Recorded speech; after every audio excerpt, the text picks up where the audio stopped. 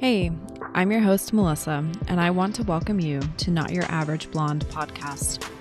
I'm here to show you how to elevate your life to become the best version of yourself. I want to take you along your journey to be anything but average and step into your confidence era. Join me each week by subscribing and listening to Not Your Average Blonde podcast, and let's begin our journey to become anything but average.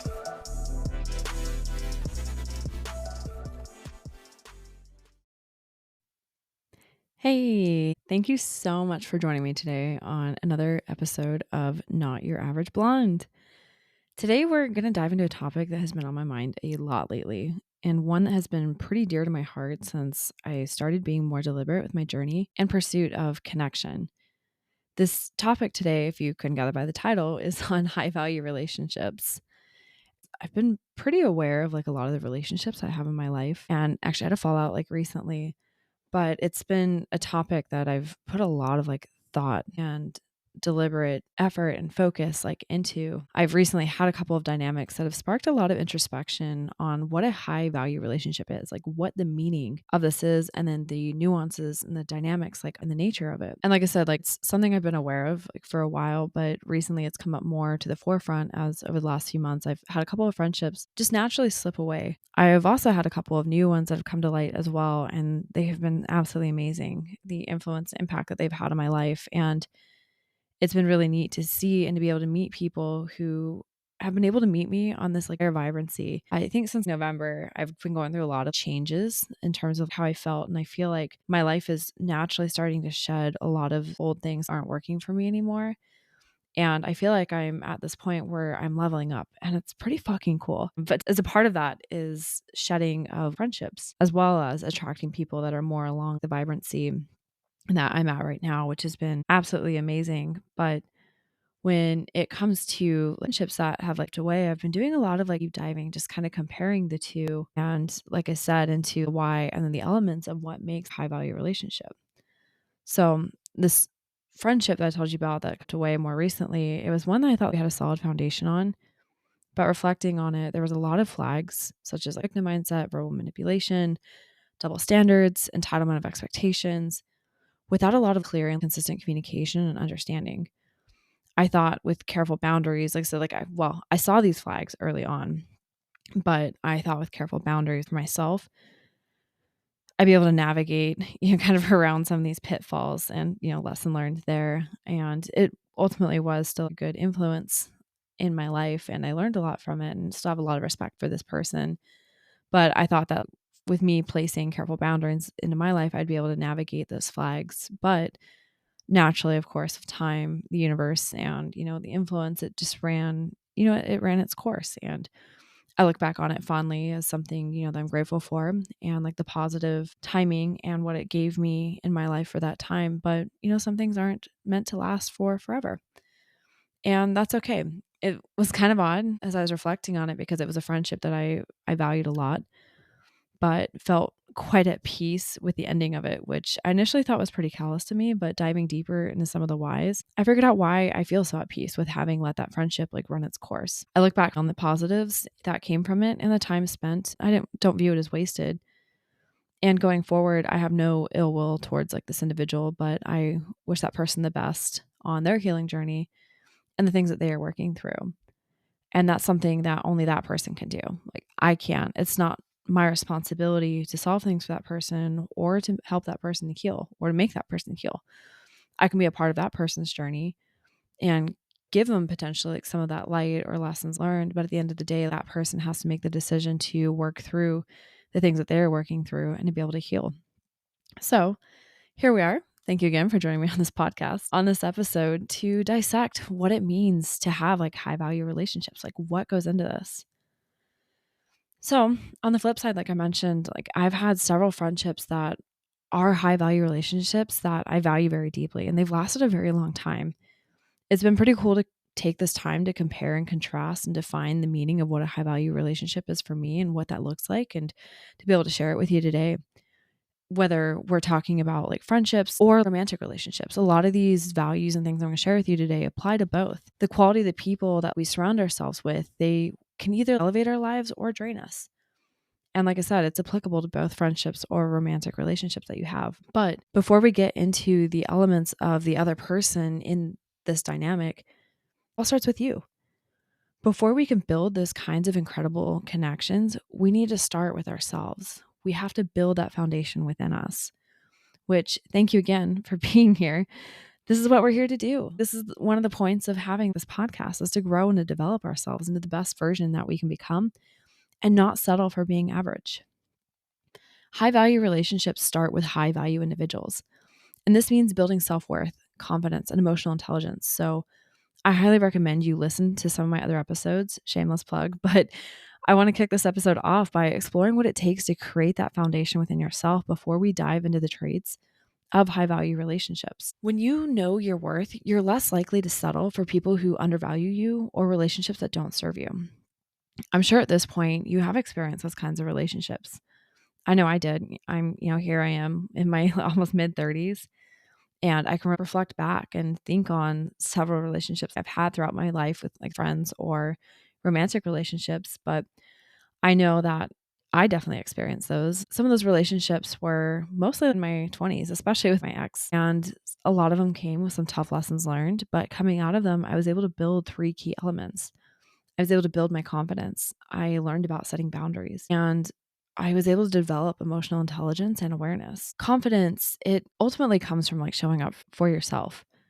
I grew up and didn't leave a very high control religion and like my ex until like my late 20s. This high control religion, which was Mormonism, grew up in that, and I'll do another episode talking about like that experience. But it was a very high control religion that pretty much demanded self-sacrifice from you to serve the greater population, especially when it comes to your spouse. Talk about a mindfuck. It was so much work to undo the mental conditioning and to change my paradigm. But with taking the actions of, it ultimately took me getting a divorce and leaving to give me that space to be able to build myself again and be able to explore. And a lot of that came from building my confidence. I pretty much became a brand new woman, which I absolutely love who I am today. It's amazing when I look back and see who I was in my teens and my 20s and to where I am today. Here I am, a woman in my 30s, and I absolutely love the woman that I've developed and have built myself into. And building my confidence was such a core foundation of that. My confidence came from showing up for myself. And this looked like keeping promises I made to myself, such as I'm going to go to the gym. I'm going to eat food that nourishes my body and that makes me feel good. Another promise I had was I was going to pursue my education and get my degree, which I did that and then some. I was able to get my undergraduate and my master's degree, which was absolutely amazing. Such a huge win. And that's another element of it too, is celebrating my wins and accomplishments. Even if it was just me, even if I had no one else around, I still showed up for me. And I also focused on my personal growth. After my divorce, I was shattered. Like I was such a shell. Like I didn't know who I was. I was so lost. I was in a lot of pain, and there was just so much like going on. I didn't know who I was, which was pretty wild. But over time, like over the next like several years after my divorce, I put a lot of time and focus into my personal growth and development. And let me tell you, it was 100% worth it. Like I cannot recommend it enough. Not saying like go out there and go get divorced. Divorce definitely is right for some people, but taking that time to develop and to focus on my personal growth, that's what was worth it. Because when you're confident, you're less likely to tolerate disrespect or chase validation of others because you know your value isn't dependent on those external opinions. And that is fucking liberating. Most people's suffering comes from the need for validation of other people. And who wants that? So many people are caught in that cycle. It's a tough cycle to break. It's a tough cycle to be in because it just breaks you down. But as I've grown more into myself, I became more comfortable with who I am and I developed a mindset of it just feels better when I am myself. It feels better when I'm authentically me rather than trying to be something else or someone else that whatever paradigm is trying to fit me into whatever mold, and to also accept and be able to take the risk that others aren't always going to like it. And that is okay. With confidence, I was able to put into place and enforce boundaries. Boundaries create a healthy framework for relationships. Boundaries aren't walls. They are guidelines for how you want to be treated. And setting boundaries teaches people how to treat you. And at the end of the day, boundaries, they're not selfish. They are about self-respect. With boundaries comes greater emotional intelligence. And when you understand and manage your emotions, you're better able to communicate better. you're able to build those deeper connections with other people. It's absolutely amazing. And I would also say you're also able to better the connection that you have with yourself as well. And what's even more amazing is when you find, or rather you will start to attract other people who have similar levels of emotional intelligence. And it's so awesome. Just the quality of the people and the nature and quality of the relationships that you'll have are going to skyrocket. When you have emotional intelligence, you're able to recognize your own triggers, and you're also able to understand others' perspectives. So you're going to be able to have more of those deep, rich dynamics and relationships with other people. And you're also going to be able to approach situations and challenges more with empathy rather than reaction, which is going to further enrich that experience even more. So you're going to be able to handle challenges and situations and conflict with more grace, with more of a level head, and with more of like an open mind, which is going to be a lot more fruitful for that dynamic. And like I said, it's going to enrich it and make it deeper. Building high value relationships, it starts with you. Now, I didn't define this at the beginning, so I'll just get it out of the way now. But what exactly is a high value relationship? At its core, it's a relationship where both people contribute to each other's well being. It's built on mutual respect, emotional support, and personal growth. These relationships are about connection, not convenience. They're where you feel seen, valued, and appreciated for who you are, and not just for what you bring to the table. They're framed around you and the other individual being authentically yourselves and that acceptance of each other.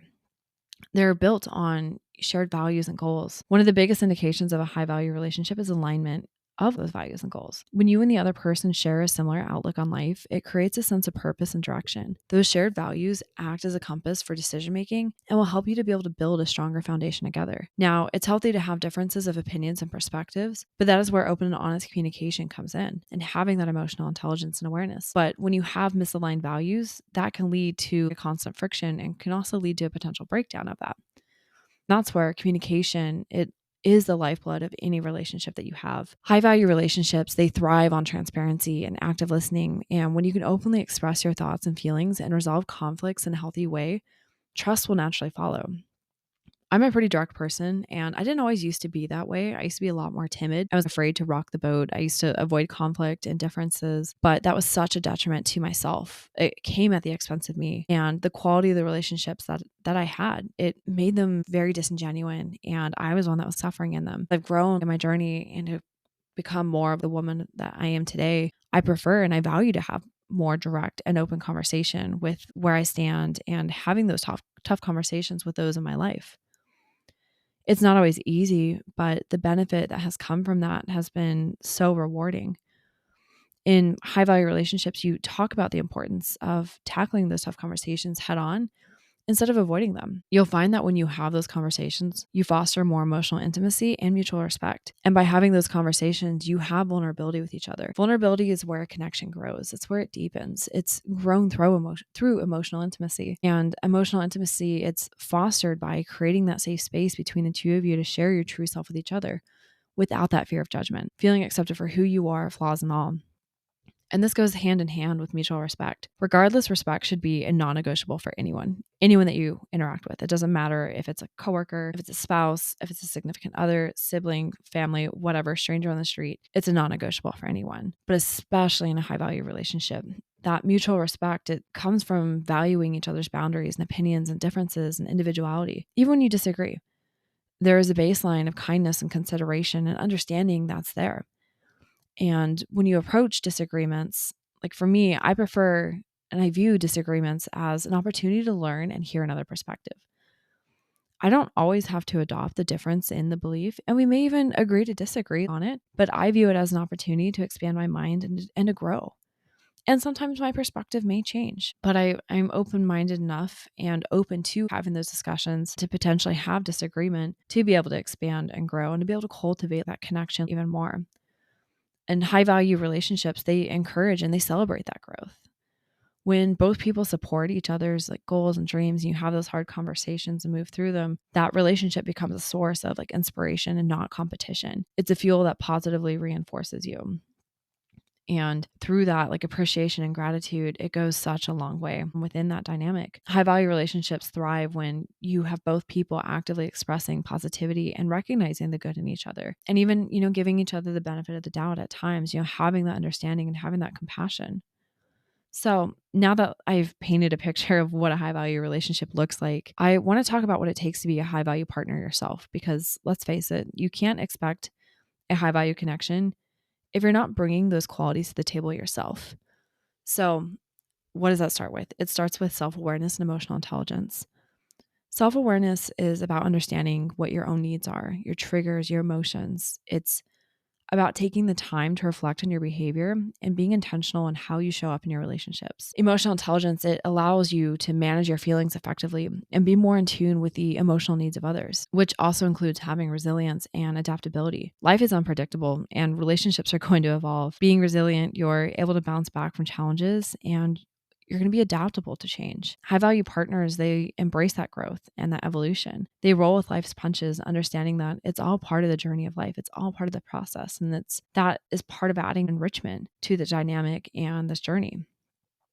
With understanding comes empathy and compassion. Empathy is that glue that holds relationships together. And when you put yourself in someone else's shoes and truly understand their feelings, you create a deeper level of trust and connection. And compassion goes hand in hand with empathy as it drives you to actively support and comfort others like during those tough times. Like life's not perfect and high value relationships, it's not going to all be rainbows and sunshines all the time. Like you're human. We're all part of this like human experience and you and that person maybe both be going through a challenging experience at the same time or at different times, but you have that foundation and that connection to be able to help support and actively comfort the other person during those tough times.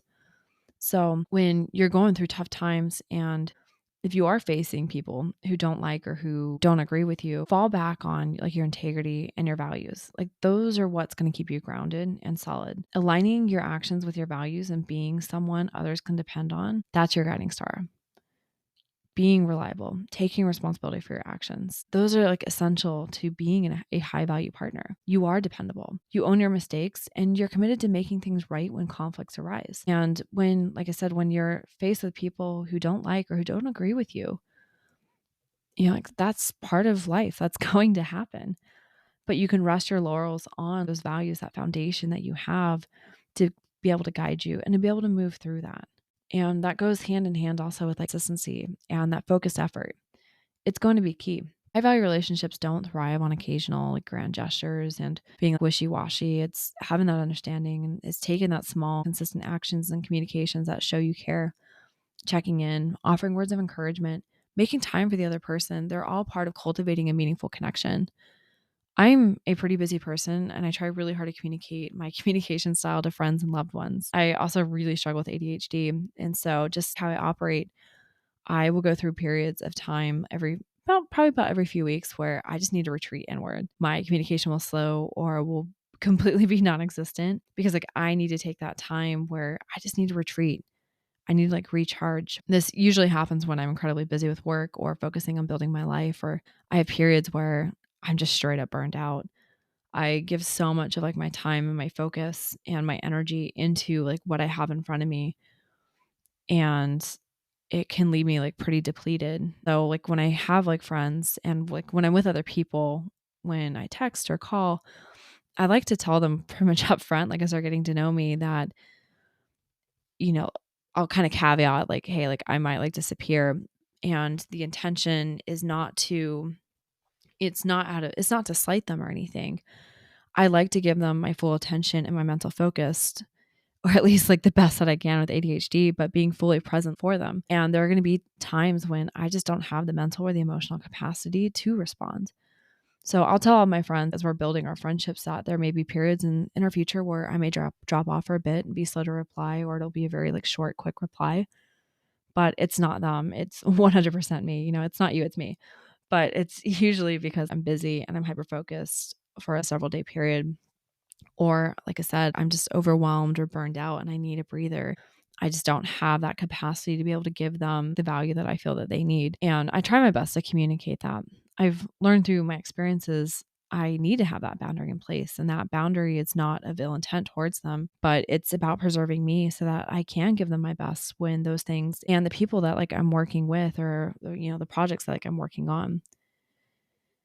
Now, like having clear and respectful boundaries has been such a game changer for me. It took me a very long time to learn and to be able to like enforce and to be able to develop and enforce like boundaries like in my life. But and to understand that like boundaries are not about control, but it's about protecting your energy and creating a healthy dynamic. High value partners, they respect each other's limits and they're not afraid to communicate their own needs and to be able to like enforce those boundaries. This is why I communicate and caveat to friends about like my communication style. It's to protect my energy and my mental space. So that way, when I'm in a place where I'm able to give them the focus and the energy that they deserve. And I strive really hard to come from a place of like positivity and to bring positive energy into my relationships. High value relationships have people in them who bring that level of energy. There are times when you or the other person may be going through those rough times, but it's only for a season. Be the type of person who lifts others up. You celebrate their wins. You motivate them to reach their full potential. While at the same time, you're trying to avoid toxic behaviors like gossip, negativity, and jealousy. Those don't do anything productive for the relationship or the dynamic. They're pretty caustic in a relationship and it erodes trust and undermines that connection that you guys have built. And it's honestly a massive waste of time and energy. I know for me, I'd rather take that energy and time and focus and put it towards building or cultivating something positive. Like let's like brainstorm ideas. Let's, create a business or just create uplifting dynamics and energy. Let's put that focus towards something constructive and building each other up. High value friendships are those where people, they uplift you and they inspire you and vice versa. But not all friendships are healthy. You need to watch out for toxic dynamics like manipulation, jealousy, and one-sided efforts.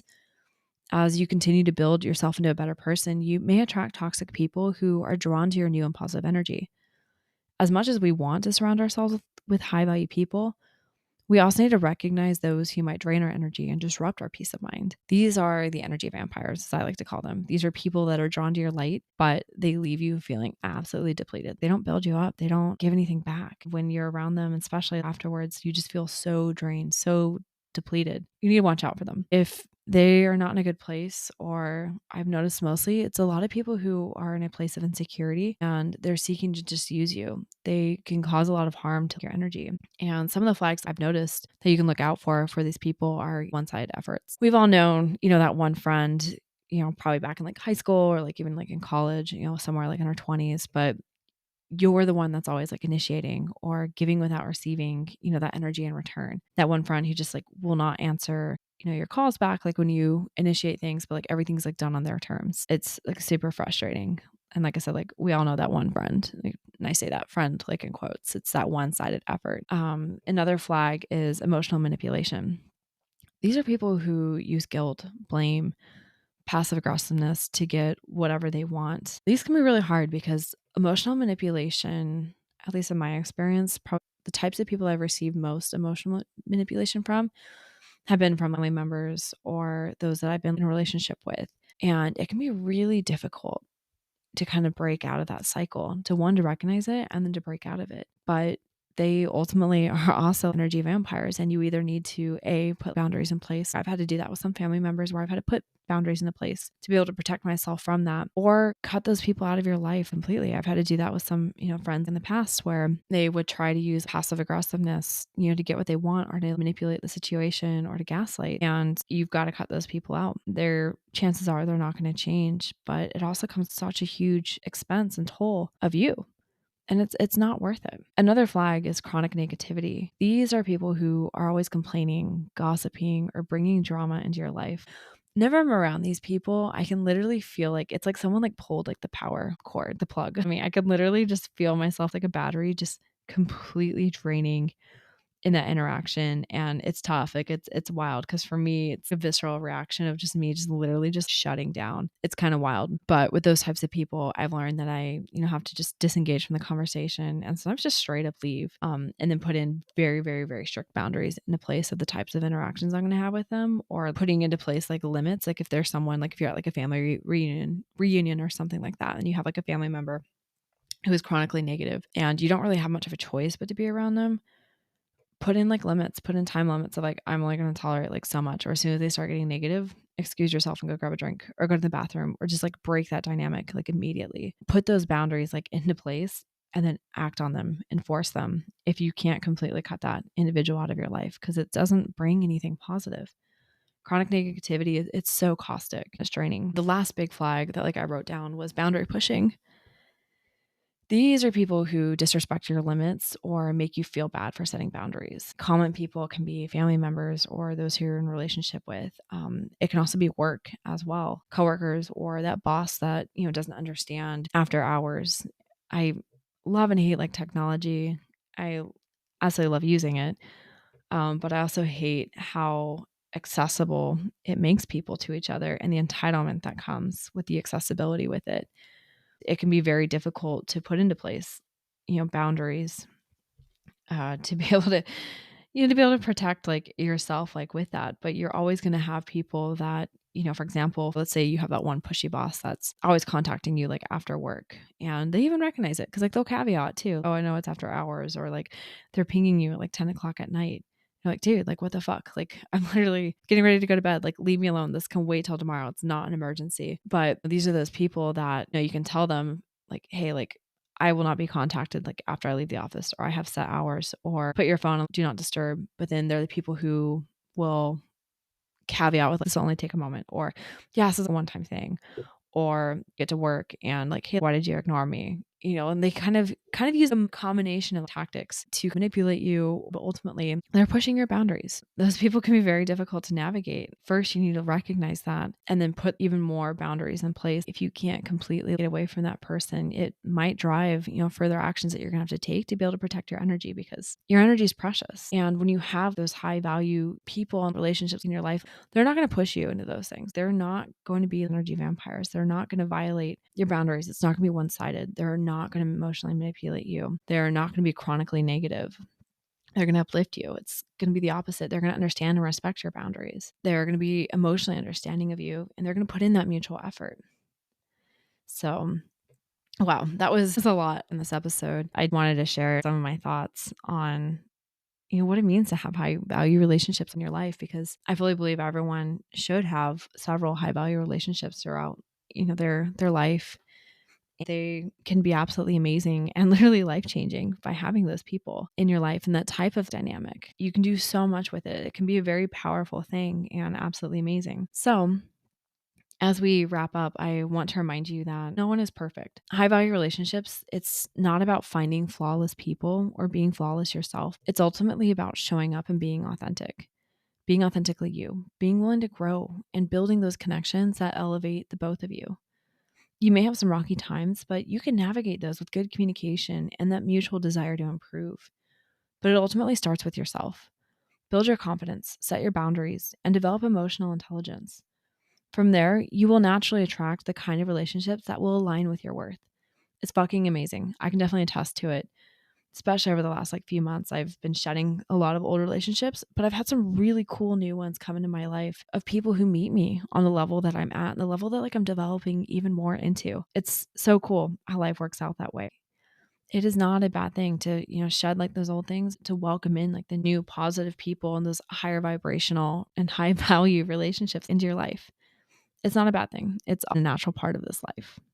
So thank you so much for joining me today. If you enjoyed this podcast, please rate and review on, Apple or Spotify or YouTube. And don't forget to share it with someone who could use a little inspiration. I'm trying to get the word out there a bit more. Have not started my social media yet, which I need to get onto that to spread the word more about Not Your Average Blonde. So if you can help me out there a bit, I would greatly appreciate you sharing this with friend, loved one, family member, or posting it on your social and tag me in it. And as always, I will talk with you next time on Not Your Average Blonde. Thank you so much for joining me today. Bye.